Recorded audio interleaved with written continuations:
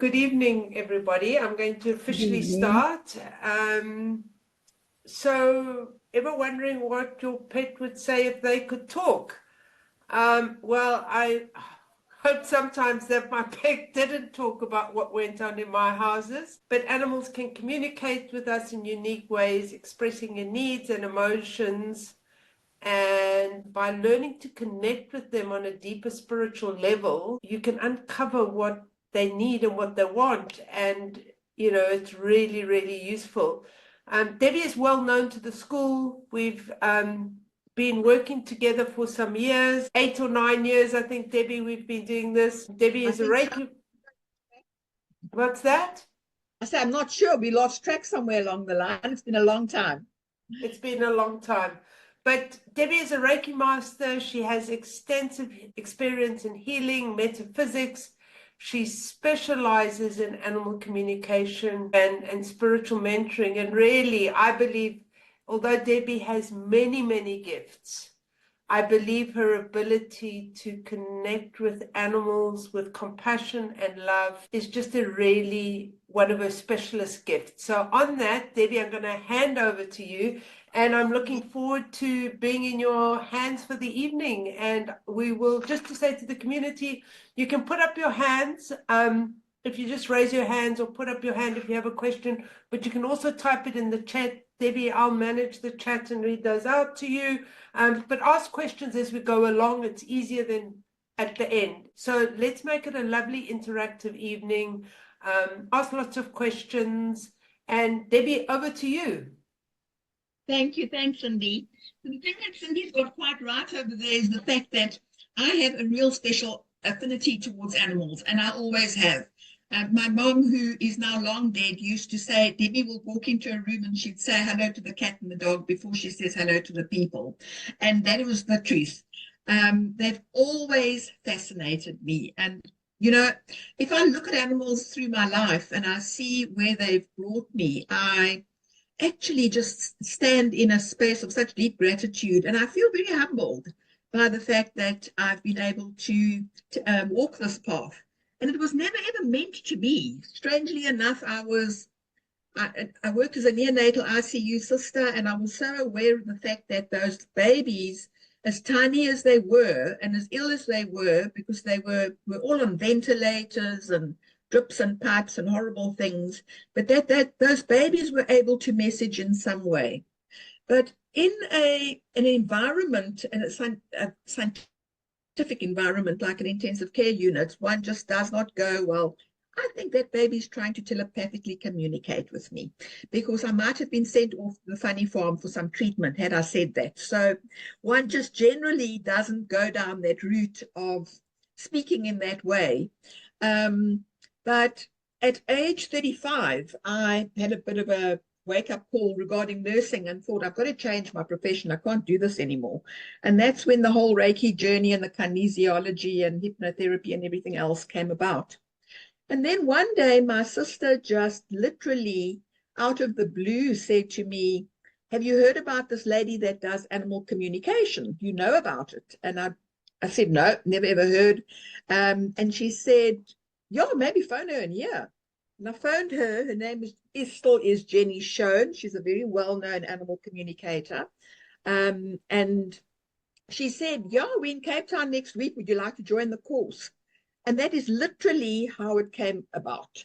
I was not born with any special gifts. I was not born with a sack over my face like many people believe that you have to be able to do this type of healing or this type of work.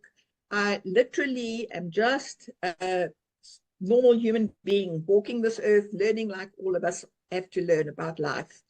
And the nice thing about it is that today I can sit here and I can actually say to you that each one of you are able to do this.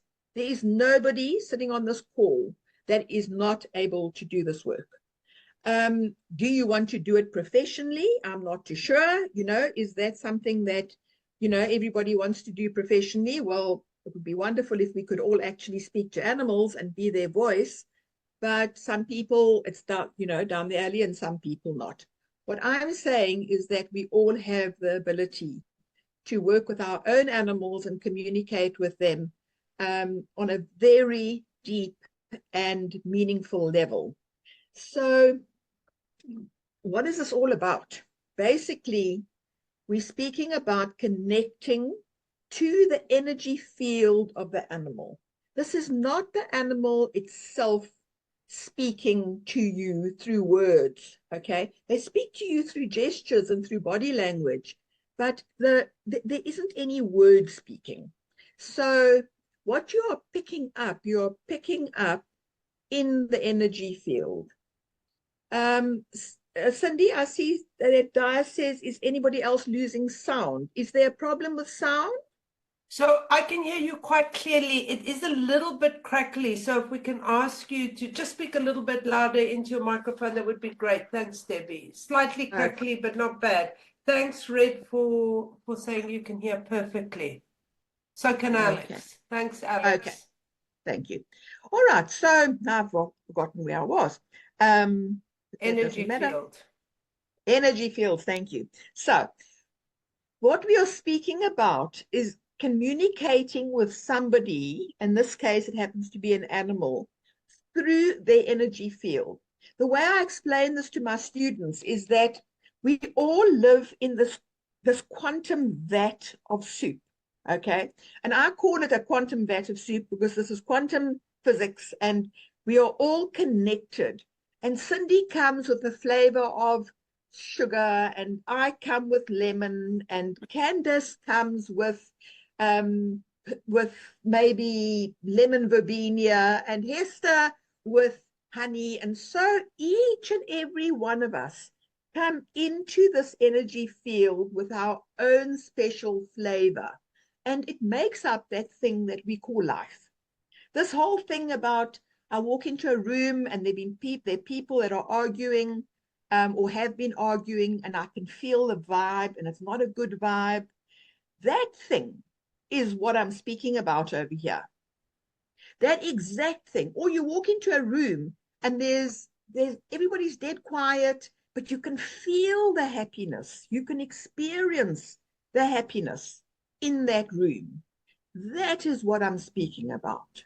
And with training, as we go along, and when I speak about training, I'm talking about training of the mind, because this animal communication, like all intuitive work, comes from the right side of the brain.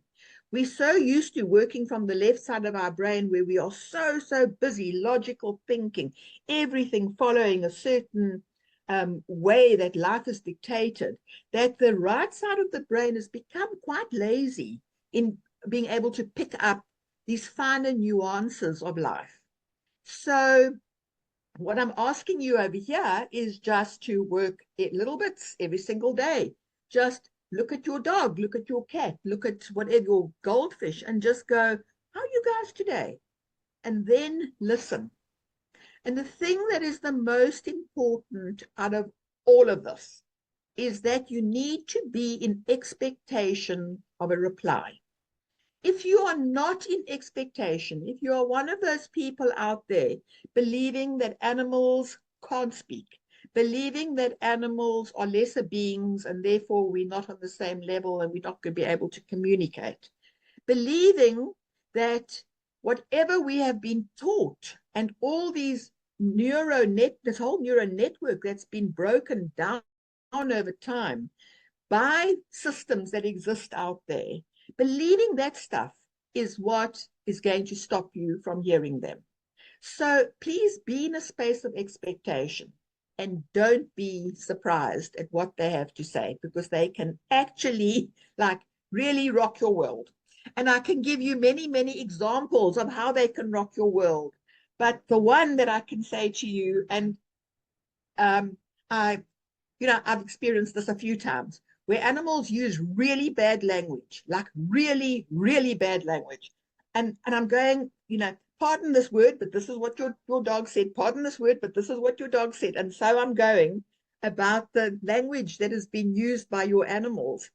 And the humans normally respond by saying, how can that be? How can they know these words? Well, guess what? somebody in the house uses those words, because they do not get those words from nowhere. So don't try and be all puritanical when your dog or your cat or your horse swears at me. I have a friend, she's a fellow animal communicator. She did the course a couple of years ago, and she's got a her cat is opinionated and very spoilt. And whenever I go, after about an hour of being there, and her name is Aria, and I often say to her, Aria, you're so beautiful. And all she does is look at me and go, so when you leaving? And that's all that this cat wants, is for me to go so that she can have her mom back. So there you go. One can't actually take offense. You just have to know where this comes from. And in many ways, you just need to really, really listen. In my own personal life, I mean, people always say to me when my animals die, they always say to me, have you connected to them? And I say, nah, not really. There's nothing to say. And whenever I do try and connect to them, I get the same thing. You spoke so much while we are alive. We don't need to speak anymore. So let's come. Okay. Shut up. Every day I've asked, how are you doing? How was your night? Is your food okay? And so we've gone. And heaven forbid, when they're sick, do you need a drip today? Do you need this medication? So they're done with speaking to me at the end of the day. But yeah, I'm not saying that one mustn't speak to them all the time. I mean, they are an integral part of my life. And I want them to be more than the dog or the cat that I am the owner of. I have very strong feelings about that term, the owner of. And I'm jumping around all over the place, and I'm not following any pattern to this talk, but just this is me. So speaking about something that I really love.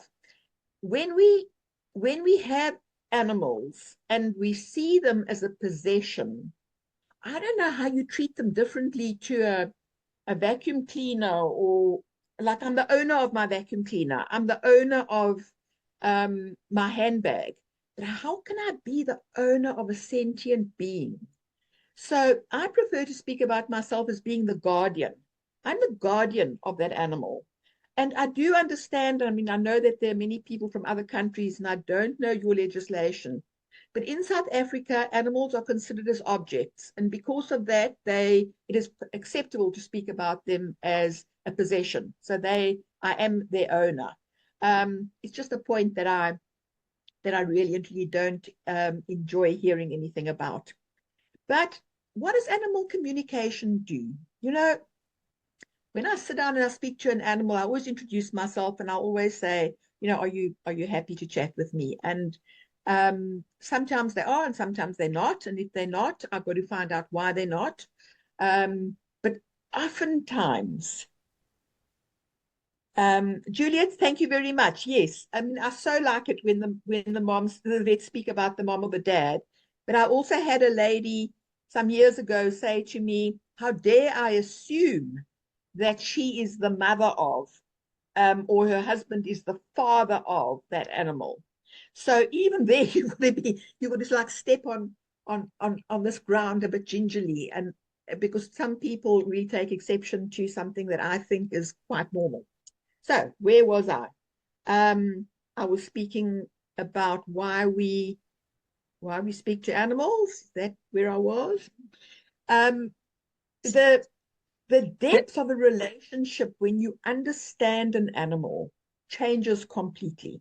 You will never look at your animal in the same way again. Never, ever, ever. When you are able to communicate with it, or you've had somebody, and Linda, just look at that beautiful pooch over there. Thank you for bringing he or she to class. Appreciate it. There we go. The depth of a relationship will really and truly never be the same. And I mean, there are a couple of people on this call that have done the animal communication course. My dearest Amanda on screen over here, I've worked with her for many years. She was my assistant for a long time. And I mean, she could tell you how her whole life is just completely different.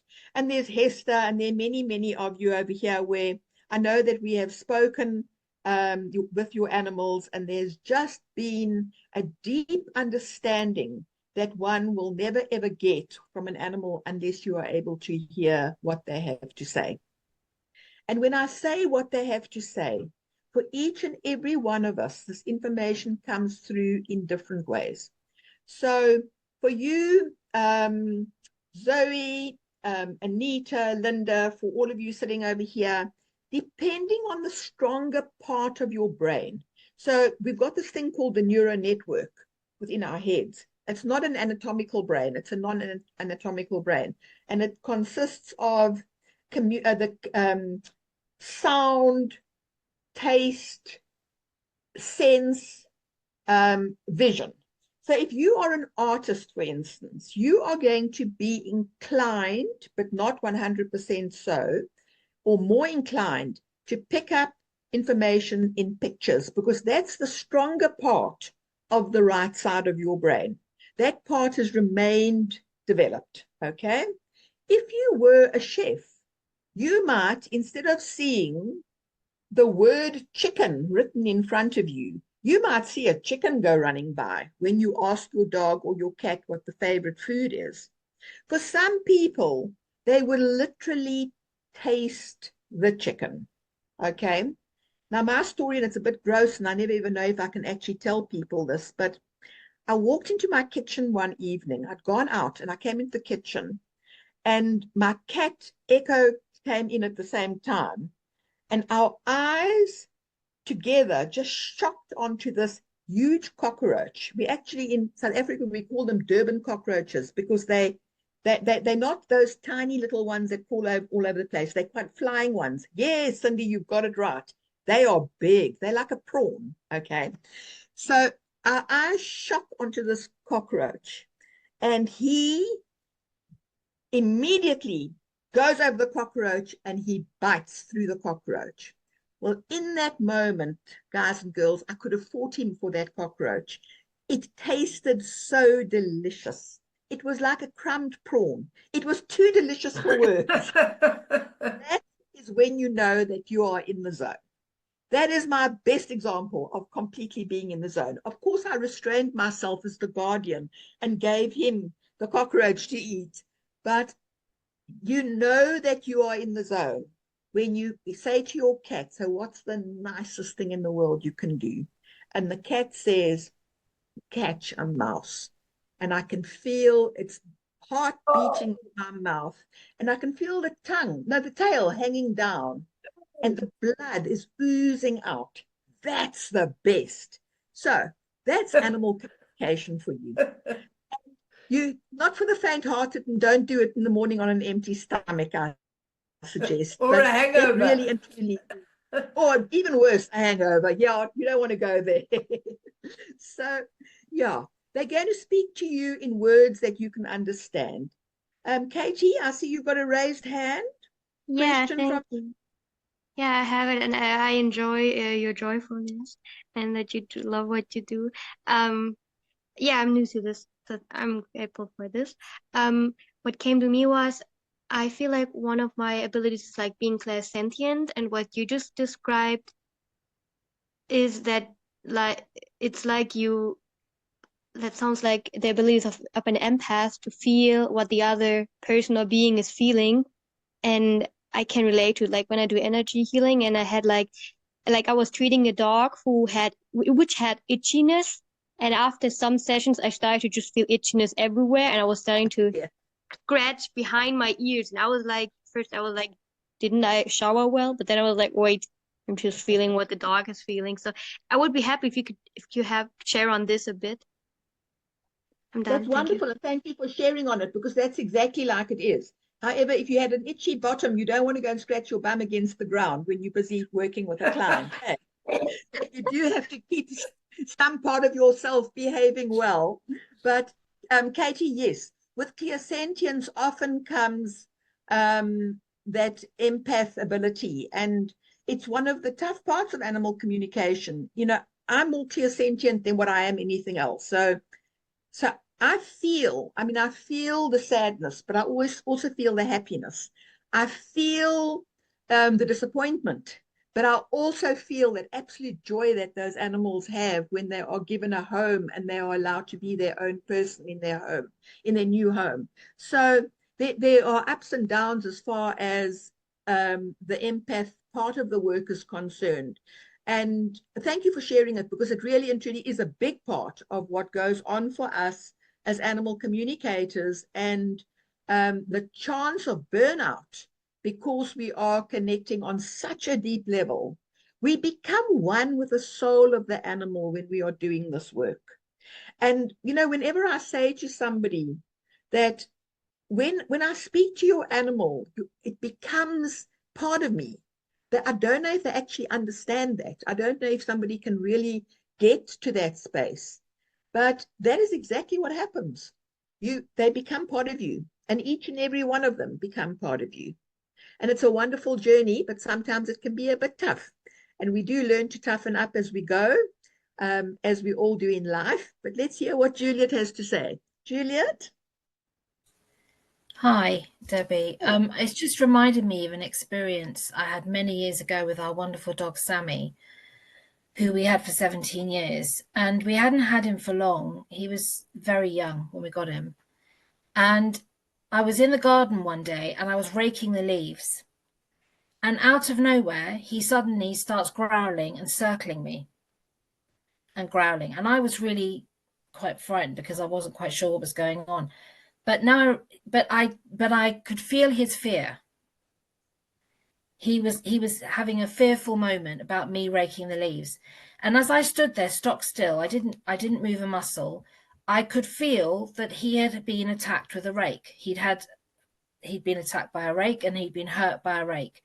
And his fear, because he was only little, he thought it was going to happen to him again, although I was raking the leaves. I was nowhere near him.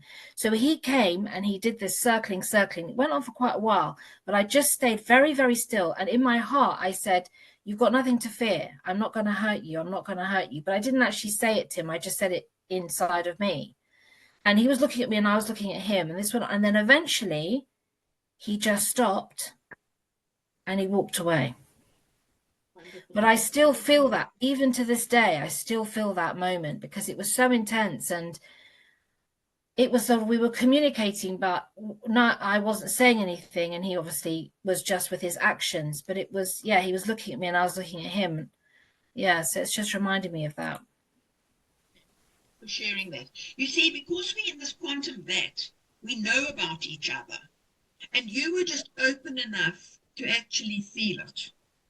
You were open enough to actually say, you can tell me. Your mind was going, you can tell me what the problem is. You weren't going, this is a dog that doesn't understand anything, and why is he being so silly, and I must just tell him off.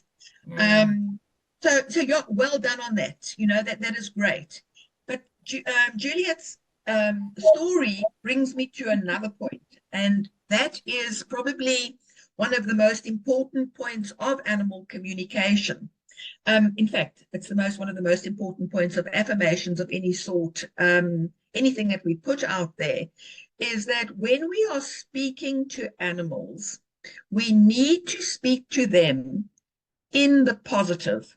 So instead of saying to the dog, now I'm going to just say to all of you over here, I'm going to say, to all 65 of you, I'm going to say, don't think of a pink elephant. Whatever you do, don't think of a pink elephant. Okay, I don't want you to think about a pink elephant. Is there anybody on this call that is not thinking about a pink elephant? I can guarantee you everybody has got a picture of a pink elephant in their mind's eye. When we are speaking to animals, we need to tell them what we want them to do, not what we don't want them to do. So when we're saying to a dog that jumps whenever people come and visit, and I know that Cindy loves this little rule of animal communication, but when we are speaking to, just like kids, yes, Kerry, you've got it right, just like kids, we tell them what they need to do, not what they don't need to do.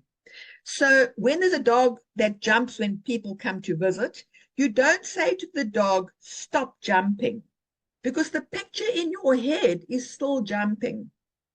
So Juliet managed to get a message across to her dog to say, you are safe. Okay, you are safe meant more to that dog, I would imagine, than I will not ever hurt you with a rake. But you are safe was the message that made that dog go, whew, I can be safe over here. So we'll say to the dog that jumps, keep 4 paws on the ground. We'll keep on 4 paws on the ground. Because when I say to all of you, keep 4 paws on the ground, you've got that picture in your mind's eye. The 4 paws on the ground. Now, according to the scientists, an average dog of average intelligence has the average age, and there's a lot of averages in that sentence, of an 8-year-old child. So anybody that has children will know that the child seldom listens first time round. Okay, one needs to say it a few times. So don't think that you're keep 4 paws on the ground, be silent, you only eat your food.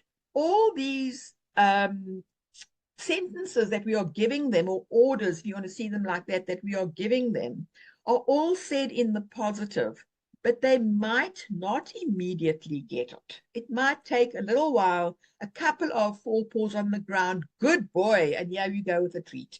In other words, it's a good thing to keep my 4 paws on the ground because look, mommy gives me a treat. Okay, so we do this positive thinking and we keep the image of what we want them to do in our mind's eye. Everybody over here, I cannot tell you how important this is. Dogs think that we are really confused human beings. They cannot understand us because we screech at them and then we tell them that what they're doing is the right thing that they're doing. In other words, don't jump. They don't recognize the word don't. The universe doesn't recognize the word don't. Okay? God out there, when you say don't jump, God's message is, okay, jump. There we go, jump. The negative words are not being perceived by the brain in that way. And because animals are telepathic, we are missing out the opportunity to show them the picture of what we want them to do, and then at the same time, say the words of what we would like them to do. And then, like anybody, we like praise when we do things correctly. So please allow the praise to flow when they do things correctly. Now, what Debbie, happens when... I'm curious about our cats, because dogs are quite bouncy and respond to commands much more than cats respond to commands. So everyone, I just want to say that 4 paws on the ground changed our visitors' lives forever, with because I had dogs who I always welcomed to jump on me when I came home, but having a lot of people come into the house, they didn't really like the dogs jumping all over them. So that really changed the visiting for our guests. But what about cats? I'm curious about cats and commands in the positive like that. So, Cindy, it's really interesting with cats because, I mean, cats obviously believe that they're far superior than what any dog could ever be. You know, they're just born with that sense of superiority. And of course, you know, I'm not worthy. They are very, very superior in this universe out there. But cats, I generally find, will listen when it suits them. And eventually they will listen to please you. But we often want a cat to do things that are against their nature, their innate nature. You know, like cats scratch. That's a normal thing for a cat to do. If a cat is an indoor cat and it scratches your furniture, provide something for the cat to scratch. And don't provide a carpet on the ground or a little mat on the ground, because that scratching is different to this scratching. So with dogs, they are just that much simpler to please. You know, I mean, they don't scratch furniture and they not switched off by the smell of your perfume, therefore won't come into your bedroom, etc., etc. And cats are just so weird like that. But they have taught me so much about animal communication because they take no prisoners, number one. It just is the way it is. You know, we will tell it the way it is. And they certainly are very, very clear in their communication.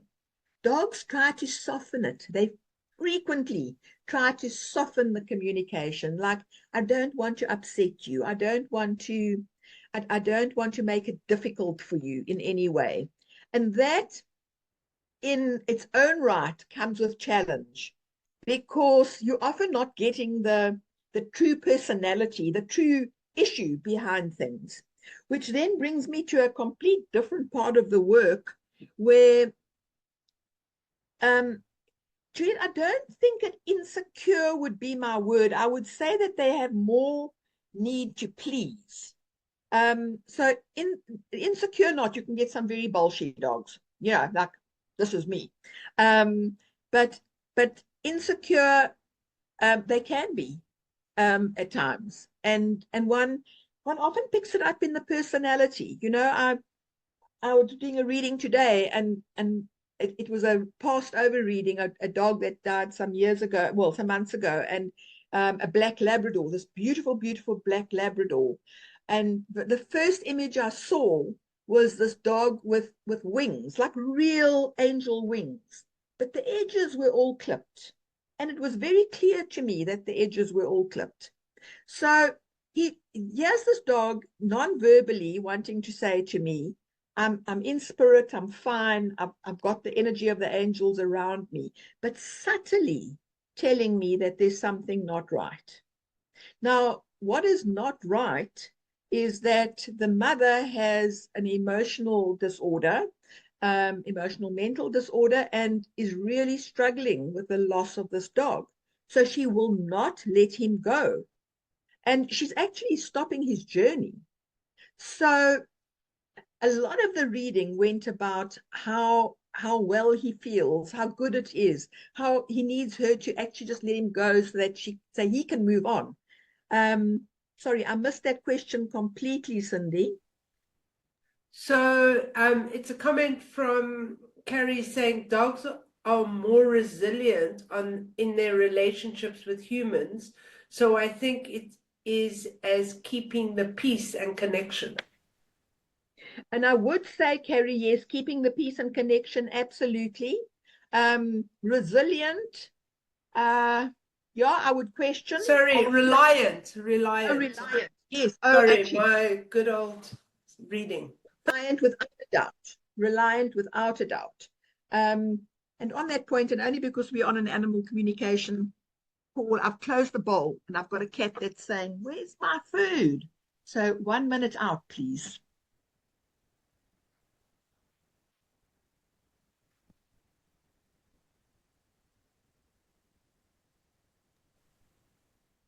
So I'll just pick up from Debbie, who's obviously listening to her animals. There we go. All right. I would never do that if that was not an animal communication talk that we're having this evening, but I'm allowed to because of it. So how does one handle separation anxiety, Jacques, is a big, big issue, and it's being seen a lot in animals because of COVID and especially when we call them COVID animals, because they weren't allowed to socialize at a very prime part of their socializing period. And you have the first 9 months to socialize dogs, and if you don't socialize them in 9 months, you'll never socialize them. It's as simple as that. So I would often look at the age of the animal and see if it is an animal that is affected by COVID issues, having to be separated then. But I would also look from an emotional perspective and go, so what is going on for this animal? Are they feeling anxiety because they've moved home? You know, something, I had a cat that I was speaking to, and the mom said to me, this cat is peeing all over the furniture. And because this cat's doing peeing all over the furniture, and the cat's scratching the furniture, they don't know what to do about it. And he screeches when she leaves home. And when I spoke to the cat, I said, "What's going on?" And he said, "My dad hits me with a big stick." And I looked at this cat and I thought, there's something not right here. There's just something not right. So I go like, so why does he hit you with a big stick? No, he just comes home and he takes a stick and he hits me with a stick. So I message the mom and I say, so what's the relationship between your husband and the cat? And she says, well, I've recently got married. And as she said, as I read the words, I've recently got married, I completely understood what the story was. That cat did not like that man being in that house. And he was going to do anything to get rid of that man. And one sure way of doing it is to say that he was hitting me with a big stick. But it was a total lie. So on that point, I want to say, cats do lie. Please be sure of that. I've never come across a dog that's lied. But cats, it seems to be something very, very easily expressed in communication. There was, yeah, there's yeah. another. So there was another question here. Debbie, also the first question was separation anxiety. So how do we? Huh? Okay, I'll get back to separation anxiety. Okay. Yeah, it depends on why the animal has got separation anxiety. You know, is it an animal that's got separation anxiety because mom and dad have been at home all the time and now all of a sudden they're going out to work and it doesn't know what to do with itself? Often, and this is the domain of behaviorists more than animal communicators, but often this is a result of an animal that's got low confidence. They've not worked out how to problem solve. And because they haven't problem solved, they don't know what to do when you walk out the door. The other reason is that animals often feel that they're the pack leaders and that we are the minions, you know, that just happen to share the house with them and feed them when they need. And then when you get up and you leave home, it becomes like, oh my word, what now? Now he's walking out the door, and who is going to be here to feed me, to water me, to do da da da da da da. So it is a matter of actually communicating with this animal, finding out what the reason is.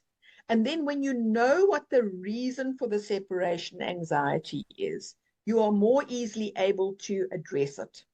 So I work with kinesiology and my students work with kinesiology to pick up what the blocked emotion is behind the separation anxiety, and that one can deal with it in whichever way one can find to deal with it. And there are numerous ways. I mean, the veterinary way is generally to sedate them, to give them a tranquilizer of a sort. Sometimes it works, sometimes it doesn't. Another way would be to start with very short periods of time, leaving the house, but listening for when they show any forms of distress, coming back immediately as they do, making a big fuss about them. Another way is to leave through a different entrance or exit.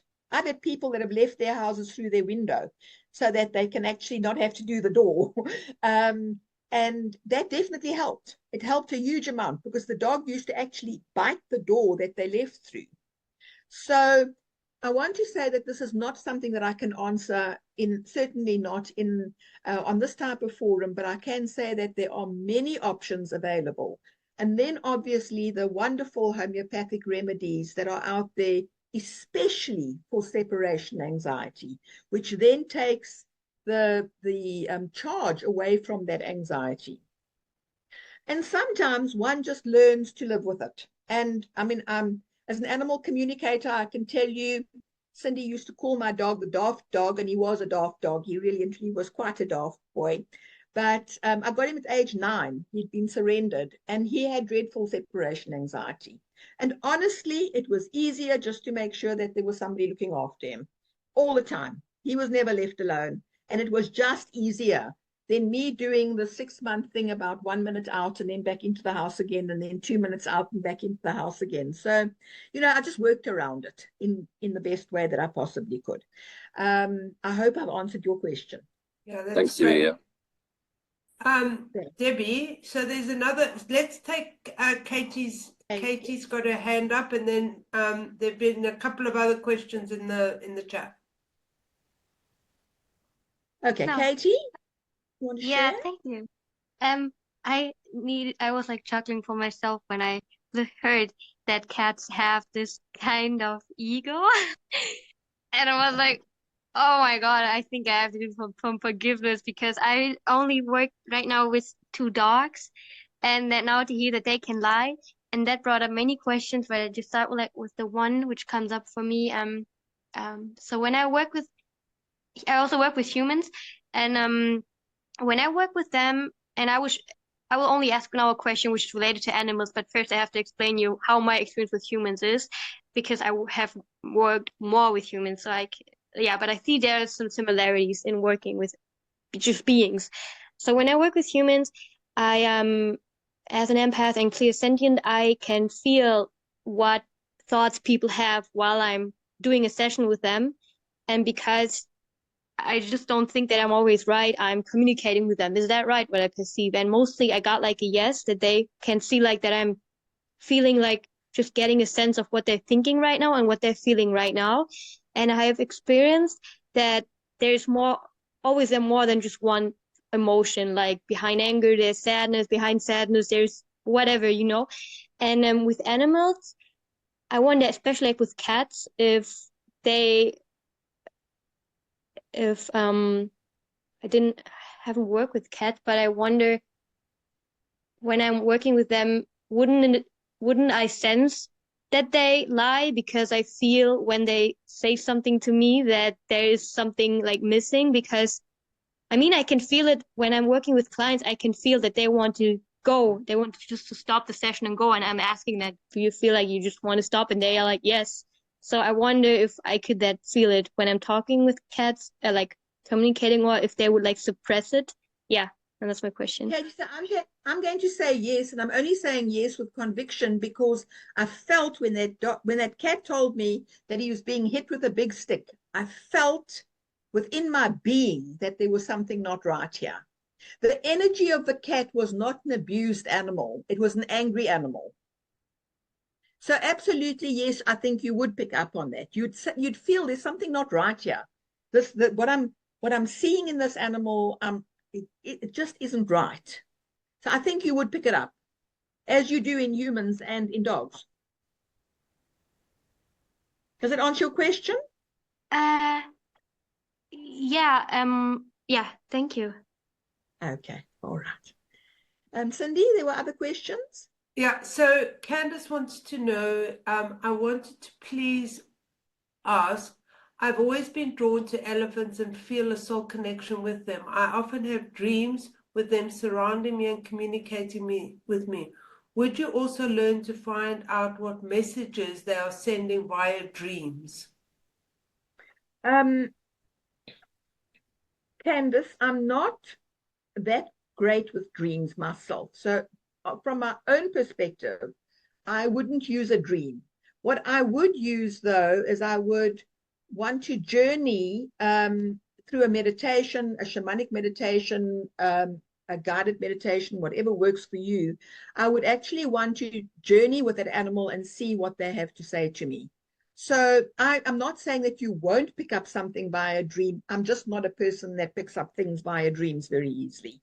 I'm able to, so as a shaman myself, I'm able to do a journey to be able to pick up what it is that animal. I go into the lower world, and in that lower world, the elephants will tell me what they need to tell me.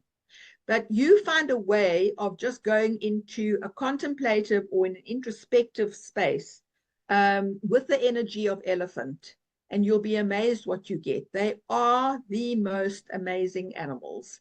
Elephants and dolphins, they really do it for me. The communication just is amazing.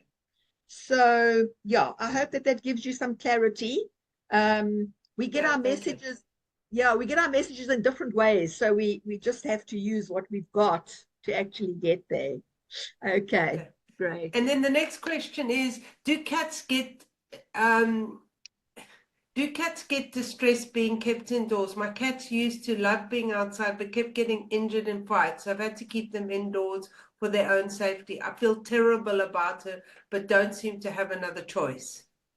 Okay, there are 2 points over there. So cats are crepuscular, which basically means that they have to have the energy of dawn and dusk. And we need to make sure that they get the energy of dawn and dusk. So if it means that you have a catio, if it means that you have a large balcony that's enclosed, you will be able to provide something as far as their needs are concerned. But being able to take an outdoor cat and bring it inside, I've never ever in my life been able to do that. I just can't.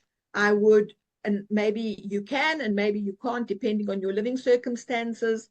Cat proof your property so that your cats can go out. I mean, if you go on to, I forget that site now, they've got all these lovely ideas, Pinterest. If you went onto Pinterest, you'll get so many ideas of how to cat proof a property. Maybe you can try that. Otherwise, try and keep them in, but it is a very difficult situation. You know, cats generally, cats don't go out to fight with one another. It's not what they do. They come and find out, they come to other cats' homes to eat their food, to get a change of diet. They'll come to get special smells in the garden. They really and truly don't go out there to necessarily fight with another cat. But they get horrible diseases from fighting with other cats. My cats recently spent a week in hospital with a terrible abscess because of a fight with another cat. So I had a cat that had feline AIDS. It was my responsibility to keep that cat in. If you can keep them in from when they're little, it's a different matter.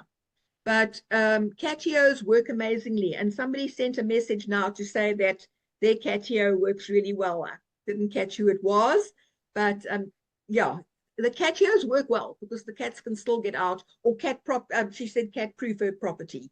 One can do it. Difficult in my case because I've got a very, very big tree that I actually can't stop anything from getting around it. And cats are clever, so they will go beyond it. And on that point, I just want to bring you to another point of animal communication. And that is when an animal's life is in danger, we use something called sandwiching. So I spoke about always speaking in the positive, always seeing the picture in your mind's eye. I'm now saying to you that there is an exception, and the only exception is when animals are in danger because of something that they are doing.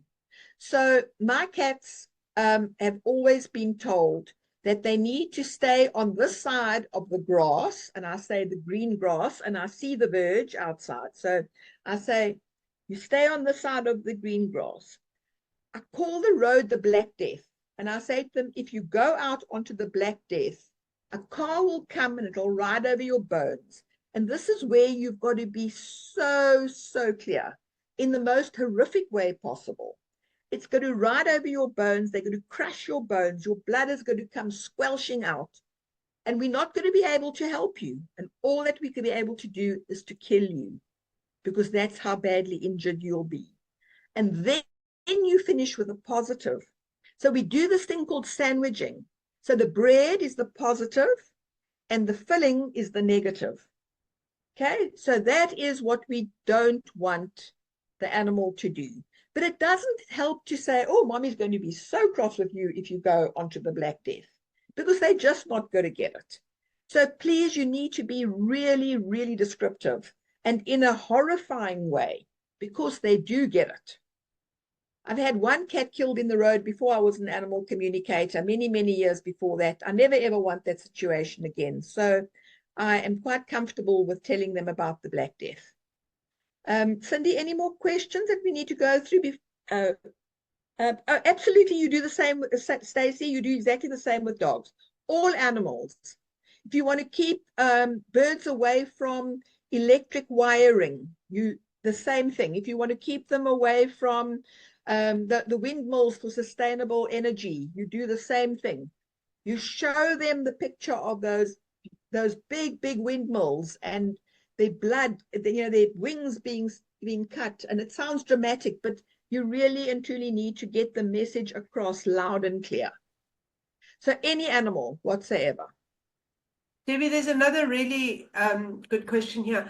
How do you explain an animal to to an animal that their guardian has died and won't be coming back, and then help them through the grief? Okay, lovely question that. Whenever possible, and if at all possible, I would allow them to actually see the dying person or the dead person. Now, that doesn't often happen because most of us die in hospitals these days or in care homes. But if you can let them have contact with either the animal that's died or the guardian that's died, I really suggest that you do so. If you can take the clothing of the being when they died, and you can get that clothing and you can let them smell the clothing, they will get the message about death. Their sense of smell is amazing, and they will understand about the death. And then you tell them that the person died because they were very, very ill and they couldn't get better from whatever it was, and that they won't ever be coming home again. And a step further to that then would be to tell them what's going to happen to them now. How are they going to be cared for now as time goes forward?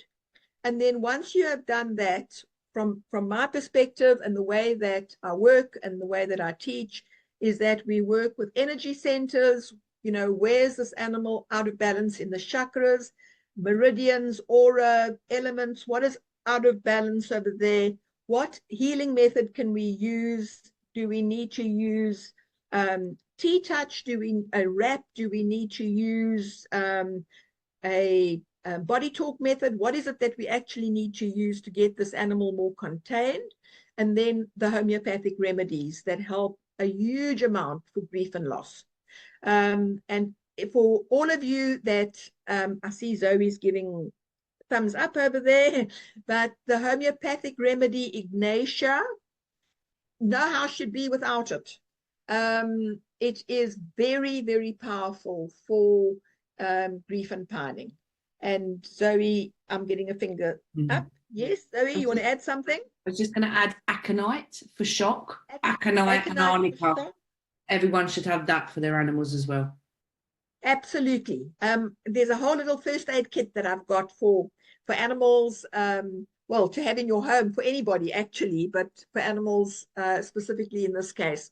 But Ignatia, if you're in South Africa, there's a company called Pet Alive. They make something called grief and pining. Its main ingredient is aconite, is Ignatia, and then aconite. Works amazingly well. There are remedies out there to use that can help the animals, and they help the humans at the same time. And the wonderful thing is that you don't dull the pain. They still feel it. They feel normal grief, but that raw grief, you know, that grief that you feel that you would rather be dead than feel like this, that is all taken away with the homeopathic remedies. So there are some herbal ones. I just don't find that they do quite the same thing for grief and loss as the homeopathic ones. I hope that that's given you some guidance over there. Any other questions, Cindy? All right, I see Katie's got her hand up. Yeah, I'm asking quite a lot of questions, so if anyone else comes up with a question, I'm willing to wait. Go for it. Okay. Yeah, I thought to myself, cat as an animal, they seem to be something really special to work with, and I think they can, yeah, like you said, they can really help me to become better at like skills regarding communicating and finding like common ground. Because for me right now, a cat sounds like some being which would say like, well, I can be kind to you, but what do I get out of it? For sure. Yeah, and so it's kind of like, oh, okay, they will train me in being, how's it called, like better leader. And what I wondered when you talked, I wondered about an experience I had some days ago. I wanted to connect with a spiritual being. I don't know if you know it. It's called Kuan Yin. You know Kuan Yin? I do. Yeah, and I will show you now what it has to do with animals. So I felt first some resistance to do it because I'm not used to doing this, and I'm like, okay, this being is like somewhere else. How can I relate to it? And then it came to me, feel gratitude for the energy of this being and open up to connecting with that energy. And then I Yes. felt that it showed and teached me some stuff. And I wonder, I think that can also help, like with working with animals, to have this openness. And yeah, I wonder if you could share about that, and if you have anything to say about that. Katie, yes. I mean, Francis of Assisi, Kuan Yin, I mean, there are a couple of masters and spirit beings that can definitely assist with animal communication. I personally prefer to use my own guides. So I use my own animal guides. I've got 2 of them. I use my shamanic guides. I find them more helpful for whatever reason. I'm not sure. But, you know, I say to my students, just call in the troops. You know, whatever you do, call in the troops. If you're needing help, call everybody. When I see a dog running on a highway and I can't stop, and it's a waste of time to stop in any case, because the dogs normally run and you can never ever get hold of them. But while I'm trying to get hold of the SPCA, etc., I surround them in silver protection and I call my guides to just be with them and keep them safe. So you definitely can call in whoever you want to. But yeah, you know, cats will often say to you, so why should I speak to you? But if you can explain to cats, as they often say to me, oh, you're the talking lady. That's their name for me. They often call me the talking lady. And I go, yes, I'm the talking lady. Now's your opportunity to say everything you want. And then they feel that they're getting something back. Oh, So, smart. yeah, just give them something to make them feel that they have they're getting something out of this, and it's amazing how well they will communicate. Thank you. Right. Okay. Anybody else? I see a message over here from Megan.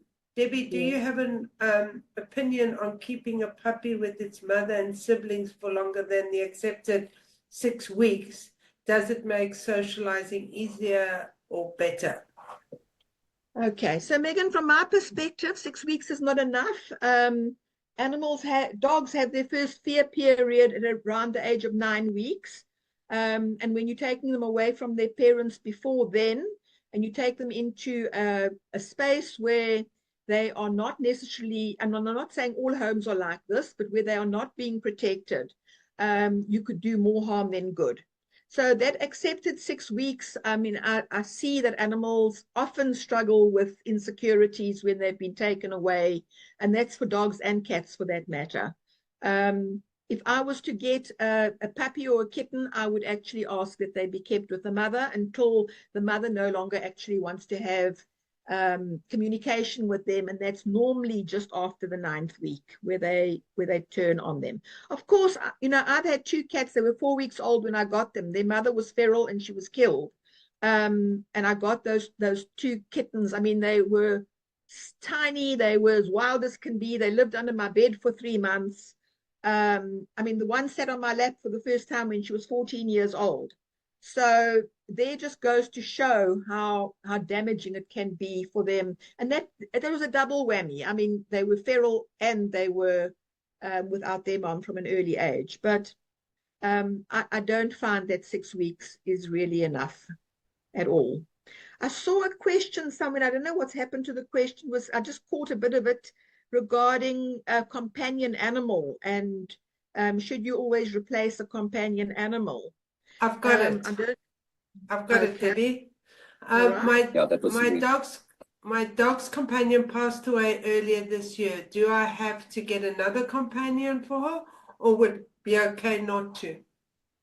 Okay, so from my perspective, once again, I ask the animal what they want. I had a cat and a dog, and let me tell you that if I got another dog now, I think my cat would leave home. He is perfectly happy being the only animal in this house. He has no wish to have a sibling animal, not a cat or a dog. I've had cats in his life. I've had cats. He's always displayed a need to actually be an only animal. So we shouldn't just assume We should allow them to go through their grieving process, supporting them in whichever way we can, and then give them a voice. Ask them, do they want to have a friend? Do they need to have a friend?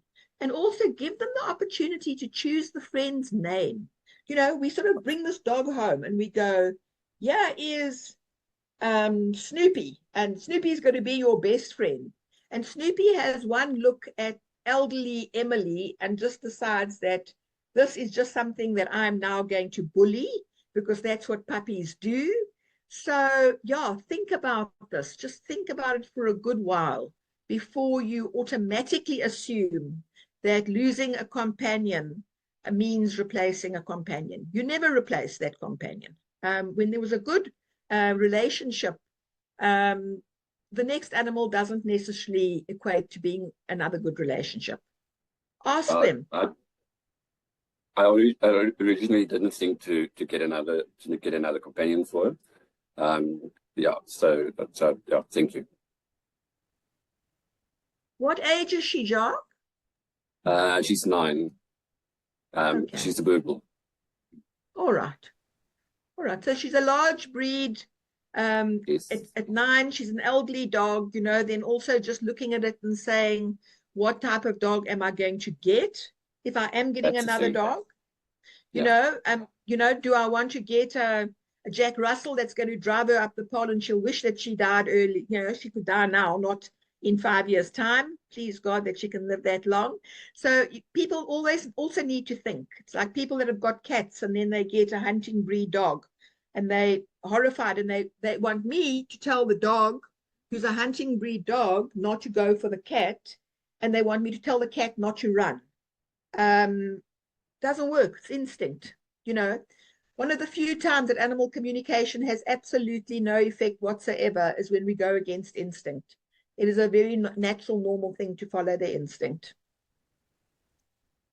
Any other questions? Yes, Zoe. Thank you. I just wanted to ask, in terms of going back to the question about guardian, mum, dad, whoever, where does the permission lie when you're communicating with the animal? Do you have to have the permission from the guardian, or is it from the animal, or? It's from both, Zoe. It's from both. Okay. And I have a story to tell, and I have a shocking story to tell about this. Some time ago, somebody phoned me and they said to me, could I please see this dog? They were house sitting for the dog and the dog wasn't well. And I said, are the guardians okay with it? And they said she hadn't asked the guardians and she didn't think that they believed in animal communication. So could I just see the dog? So I said, I'll see the dog for healing, but I'm not doing any animal communication.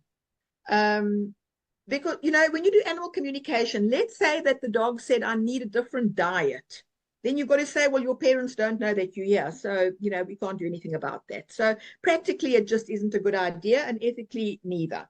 But I did my best, and I did this little session with the dog. And interestingly or shockingly, 2 weeks later, the guardian of the dog phoned me and said to me, could I please see her dog who has skin problems? So I said, yes, I can. And I only knew it was the same dog, which was a very unusual name, an unusual breed. And I thought, oh dear, this is the same dog. So I phoned the sitter and I said to the sitter, please, will you tell these people that I've actually done healing on their dog? They need to know.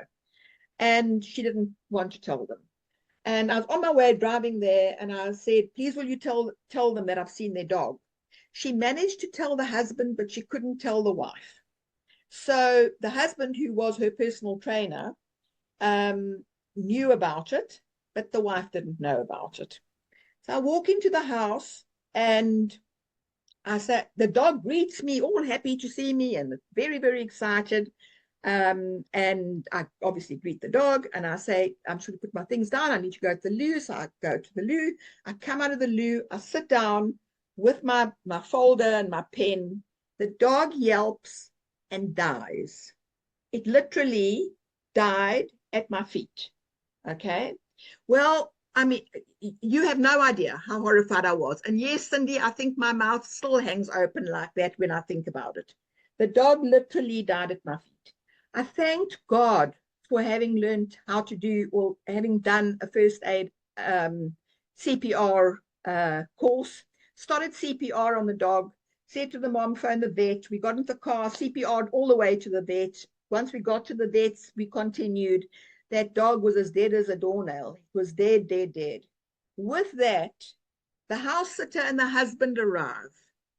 And he tells the wife at that situation there where we're standing that I've seen the dog and done healing on the dog before. She went berserk. She was so upset. And I don't blame her for being upset. It all came right in the end. I mean, 2 weeks later, she came to my house. She brought me flowers and she just said, the reason why I didn't want you to communicate with my dog is I thought that he would tell you things that I don't want other people to know. And they are entitled, you know, people are entitled to their privacy. So please, humans or the guardians' permission and the animals' permission, please. We don't just force this upon them. Thank you. Can I just ask you something in connection with that? So I had an instance where I was asked to give Reiki to a dog that was very seriously ill, was having a blood transfusion. I asked for permission, gave the Reiki, but the dog started communicating with me, telling me that they'd given him the wrong blood. And I sort of come away and I was like, oh, I was given permission by the guardian to kind of send the Reiki, but not to communicate. So I chose to actually not communicate that information because I figured they was in the vets. I hadn't had the permission and I would see what happened the next day. And the next day, it turned out they had given them the wrong blood. And it was fine because they'd realised and they'd got them on another transfusion. So was that right not to kind of share that information, what he'd shared with me? So Zoe, yeah, a difficult situation, but I would have shared that information. I would have said I wasn't choosing to communicate. I wasn't asking questions. But this message came through loud and clear, and I just share it with you. Okay, Debbie, I'm going to jump in because I know Zoe. Zoe has a third situation, and I think I'm really glad this has come up. Legally, in the United Kingdom, you would have had to have permission from the vet to give Reiki. okay. So although I know that a lot of animal communicators, so if you had gone and the vet had given permission and you had received that information, I think it would have been fine. But I would tread lightly in the UK in going to the animal. Well, actually, someone tuned in. I mean, some vets are beautiful and understand, but I would just be cautious around how you would then legally. In South Africa, there are no laws governing animals, so you don't need to worry.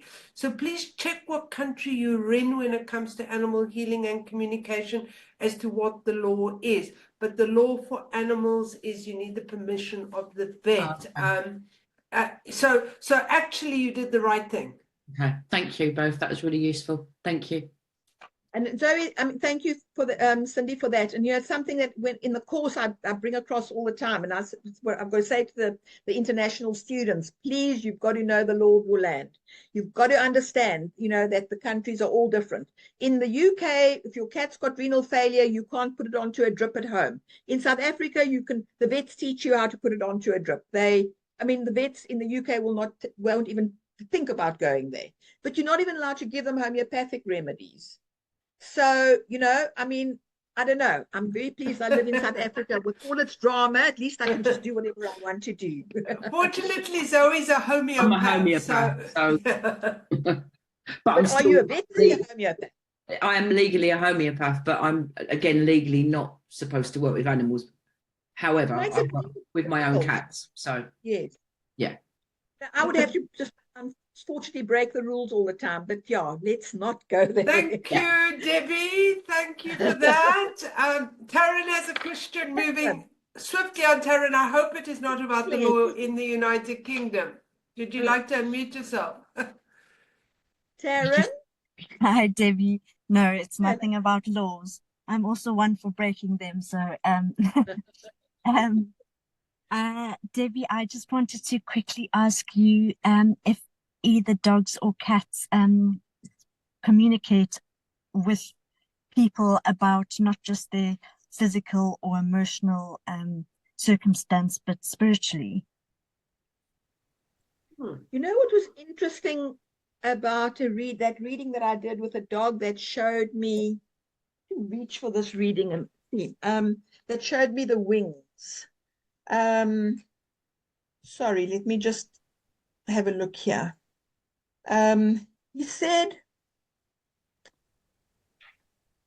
when you laugh at the moments we share and I see the grace of both my life and my death, then and only then do I see the pages going forward. You know, when this dog said that, what he was referring to was the Akashic records. And I actually can't remember an animal speaking about Akashic records before. So this was very interesting to me that he was clearly, but not using the words Akashic records, referring to them. Yeah. Yes. So I would say without a doubt they can share. Those that have passed over can frequently tell you in what form they will come back as, and what they were in your life for, what their purpose was in your life. So I would say that there can be a huge amount of spiritual sharing from them. Okay. Wow. Yeah.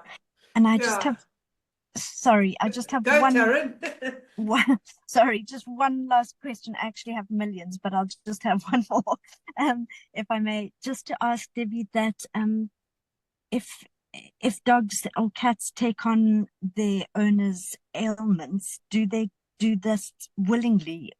That's a good question. Yeah, that is a very good question, and unfortunately, Excellent.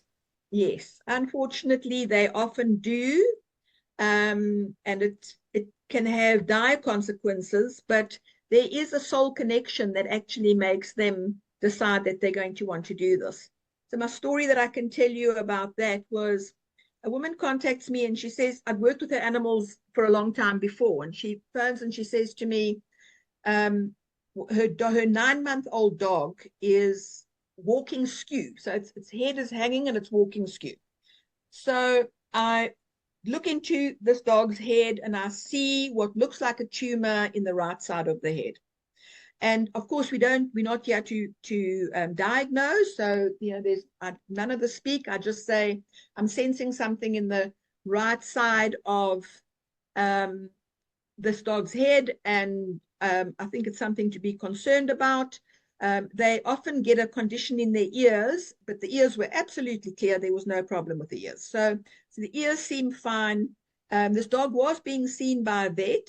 And on that point, please, we do not work against the vets. We do not work instead of the vets. We work in conjunction with the vets. I would be completely lost without the vets. So please, whether they agree with me, whether they believe in me, it's not the issue. Vets are trained to actually do this care that these animals need, and we need to walk with them. So on this note, the vet was involved over here, and I had a student that I was mentoring at the time, and she was a non-medical person. So I sent her the message of the photograph of the dog, and I said, this 9-month-old dog, walking skew, something not right. So she feeds back to me and she says, I can see something dark in the right side of the dog's head. So I think, well, okay, now I need to tell the parents. So I say to the mom, look, there's something, the second person's picked up something dark in the head. I would recommend an MRI scan. Now, in South Africa, MRI scans are very, very expensive. I'm sure they are all over the world. So when you send somebody for an MRI, you actually, or you want the vet to send somebody for an MRI, you're actually speaking about a hell of a lot of money. But off they go, MRI this dog's head, nothing wrong with this dog's head. Not a single thing. Ears are fine, everything fine. To the day, 3 months after the dog started walking skew, the mom was diagnosed with a tumor in the right side of her head. So how we explain that, I really and truly don't know. But yeah, it was quite sobering to get that clarity, but also such a wonderful lesson that our animals will show us when there's something wrong, and they will often carry a disease on our behalf. I hope that answers your question, Taryn, and you've got my cell phone number. Message me if you've got other questions. Thank you, Okay. Debbie. It does. So, Hey. Debbie, we have another question, which I also think is a good question before we start wrapping up. Are there any major differences between communicating with wild animals such as squirrels, birds, or reptiles versus domestic pets? Okay, there are differences. The communication is not different. It remains exactly the same. So I have a particularly nasty neighbor. I have squirrels in my garden, all over my garden, and I love the squirrels. And my nasty neighbor has actually been known to shoot them with a pellet gun. So every single day, I tell well, they're not mine, but I tell the squirrels that come to visit that they stay on this side of the vibrocrete fence where they are safe. They can go next door where they also get fed, but they need to stay on the side of the vibrocrete fence. And then I use sandwiching to explain to them about what will happen to them on that side. So it's very, very important to get that message loud and clear. The only time where I find that communication is massively different is when I'm speaking to animals like ants, for instance, cockroaches. I find that they don't have individual souls, they have a group soul. So we actually need to communicate to the group soul of those animals, not to the individual souls. And it was something that I recognized or I felt over a period of time. I've never been taught this. Nobody's ever told me about this, but it's something that I've come to realize myself. So I'll always introduce or speak to the group soul of those beings. Interestingly, though, bees have individual souls, but cockroaches, ants, I'm trying to think of, snakes have individual souls. Can't think of anything else for this moment. But think about, do you feel an individual soul connection with that animal that you are connecting to? The wild animals just have different things to say. You know, they're not saying that they want food in the purple packet. They're speaking about the pollution in the sea when you're speaking to dolphins. They're speaking about the fear, and it's a group fear between rhinos, and the group fear comes from us. It doesn't come from rhinos. So we have, as humans, we have created a group fear, and they carry that fear on our behalf. So any animals that are being poached are going to be carrying that group fear. Any insect, for that matter, will be carrying a group fear. I'm just thinking about the guy that was caught at some other airport today with, I think he had 100 tarantulas in little bowls, all stuck into onto his belt. He was going through an airport somewhere, and it did go through my mind. Does this guy, you know, I mean, besides the fact that it's not a nice thing to do tarantulas have individual souls or group souls? And I'm not communicated with them, so I can't be sure, but it is a question that you can ask. Excellent. Debbie, thank you for answering all those questions. And it was lovely to guide the talk through a lot of what you wanted to say via the audience's questions. So thank you so much for sharing it. I've listened to Debbie's stories a lot and had her communicate with my animals a lot, the good, the bad, the swearing, etc. But Debbie, thank you. I just wanted to, while everyone is on the call, our animal communication course starts next year. And what we actually find, animal communication and healing, what was really interesting when Debbie first created this course, we weren't expecting the transformation of the communicator or the healer. So it comes with a warning that if you are interested and you're not sure, book a chat with me. We'll send that out with the recording tomorrow. But if you are really keen or interested, please email us. We'll send you an application, and then you'll have a big chat with Debbie and myself. So there are various different ways to find out about it.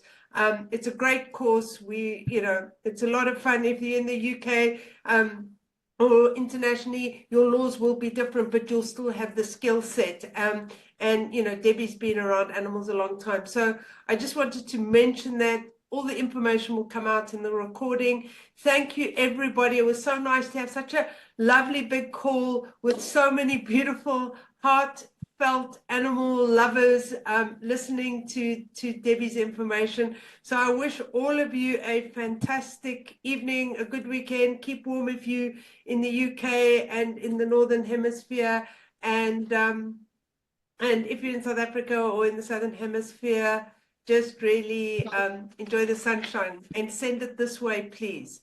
Thank you, everybody.